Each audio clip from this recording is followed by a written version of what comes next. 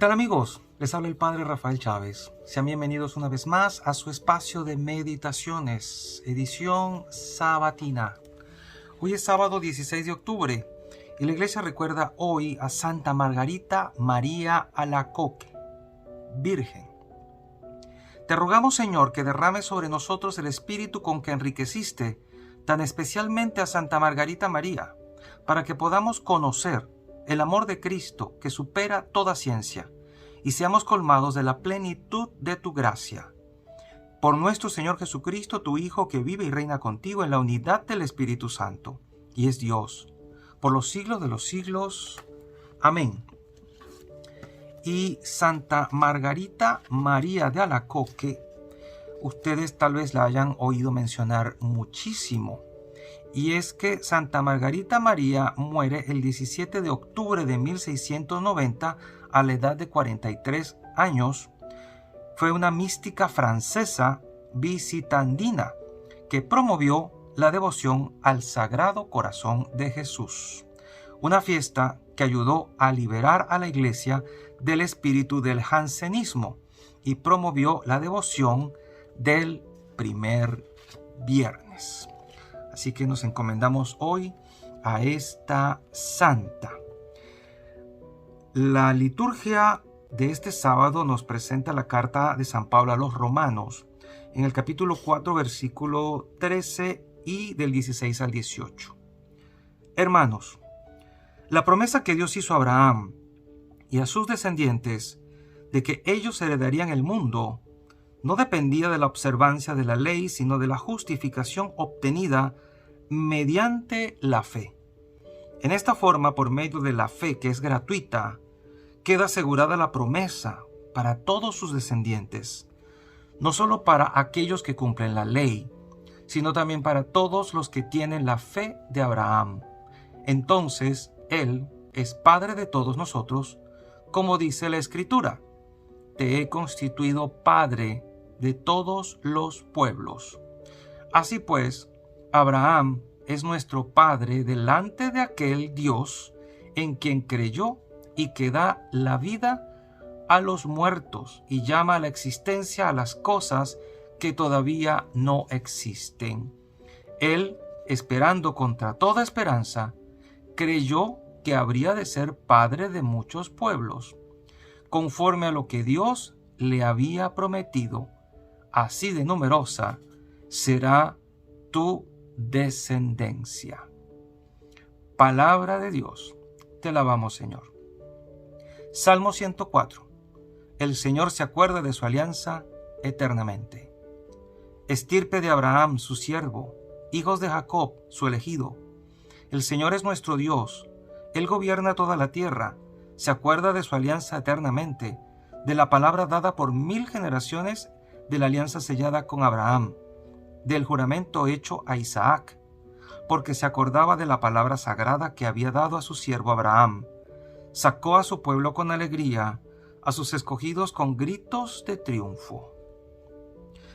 Y el Evangelio de hoy está tomado de San Lucas, capítulo 12, versículos del 8 al 12. En aquel tiempo Jesús dijo a sus discípulos: yo les aseguro que todo aquel que me reconozca abiertamente ante los hombres, lo reconocerá abiertamente el Hijo del Hombre ante los ángeles de Dios. Pero a aquel que me niegue ante los hombres, yo lo negaré ante los ángeles de Dios. A todo aquel que diga una palabra contra el Hijo del Hombre, se le perdonará, pero a aquel que blasfeme contra el Espíritu Santo, no se le perdonará.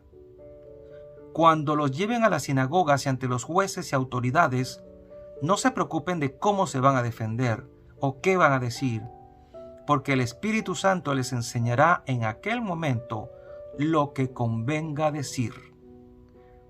Palabra del Señor. Gloria a ti, Señor Jesús. ¿Te has preguntado alguna vez si existe un pecado que no pueda ser perdonado? ¿No se supone que Dios perdona todos los pecados? Recuerda si alguna vez has ido a confesarte que si tú escondes un pecado por vergüenza o por miedo o por respeto humano al sacerdote, esa confesión es inválida, no sirvió. al esconder algo, toda la confesión se daña y tú sales de ahí sin estar realmente pues absuelto, porque escondiste algo voluntariamente, aunque sea un solo pecado. Entonces, esto que nos sirva de ilustración para que cada vez que vayas a confesarte con el propósito de enmendarte, vayas dispuesto a decirlo todo. Pero es interesante esto que dice el Señor. Todo aquel que diga una palabra contra el Hijo del Hombre se le perdonará, pero aquel que blasfeme contra el Espíritu Santo. Y aquí ha de entenderse blasfemia como también pecado. ¿Cuál es ese pecado contra el Espíritu que no se puede perdonar? Que no se perdona. ¿Y por qué no se perdona? Dios perdona todos los pecados que se le expongan en la confesión. Dios perdona todos los pecados de los cuales uno se confiese culpable. Y es interesante e importante que tú al confesarte no andes con excusas diciendo, Padre, pero es que me hicieron pecar, es que yo no quería, pero caí, es que las circunstancias, es que me obligaron. Con la humildad de un alma arrepentida, simplemente decir, Padre, pequé, caí, sin darle tantas vueltas al asunto, sin excusarte, simplemente decir, pequé. Pero lo que no se asume no se redime. Si tú no asumes que pecaste, que eres culpable, pues entonces ¿de qué vas a ser redimido? Y te queda eso allí adentro. Si algo ha perdido esta sociedad, este mundo actual, es la conciencia de pecado. Para muchos nada es pecado. Nada. Los hombres ya no se casan con sus mujeres, con sus novias, sino que se ponen a vivir de hecho. Y piensan que no pasa nada, que no hay ningún problema en eso.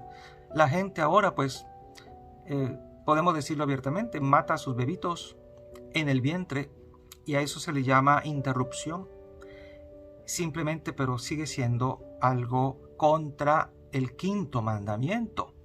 Por más que le pongamos un nombre bonito, sigue siendo un crimen. En definitiva, Dios quiere que nos confesemos pecadores y culpables de algo en lo que realmente seamos y somos culpables, sin excusas. El hecho de que tú no creas o consideres que eso que tú has hecho es pecado, por el solo hecho de que no creas que lo es, deja de serlo.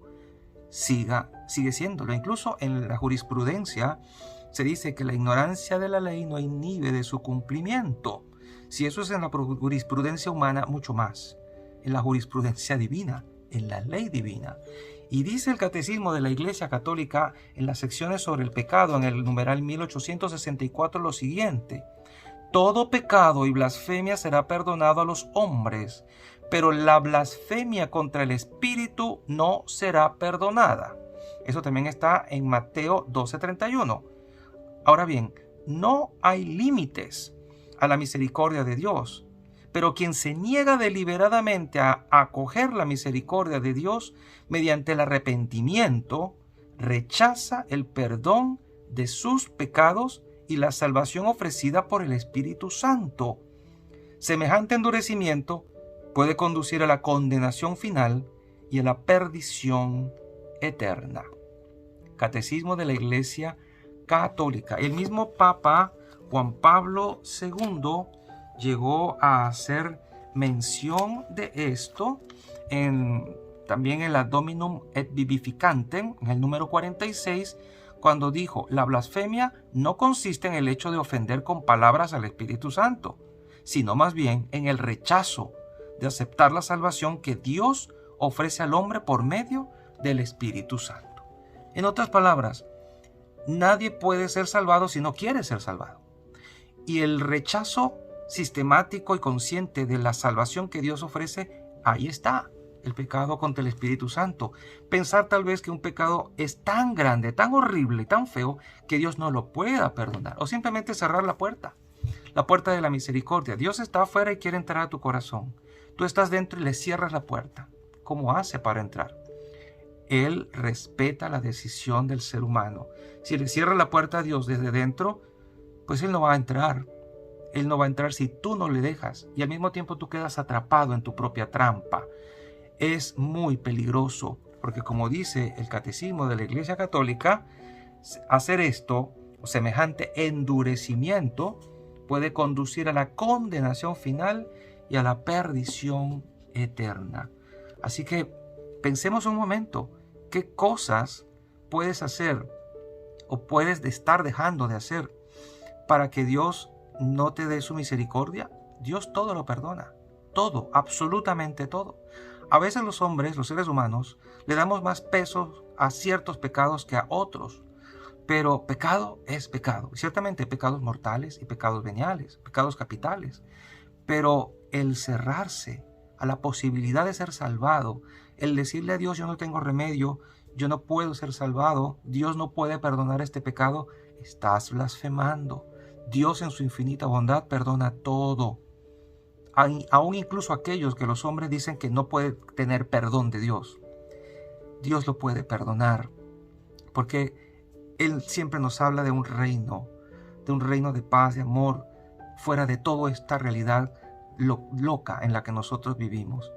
Así que piensa que Dios puede perdonártelo todo si tú lo asumes, lo confiesas, lo declaras y delante de un sacerdote que es ministro autorizado de la iglesia, te confiesas humildemente pecador y aceptas la salvación y el perdón que Dios te quiere dar. Comienza por revisar tu alma y por aceptar a Jesús dentro de tu corazón como tu Señor y tu Salvador. Y luego ve a confesarte. Tal vez tenga muchos años que no lo haces. Tal vez ya sea tiempo de que vuelvas a la casa del Padre. Tal vez ya es tiempo de que regreses.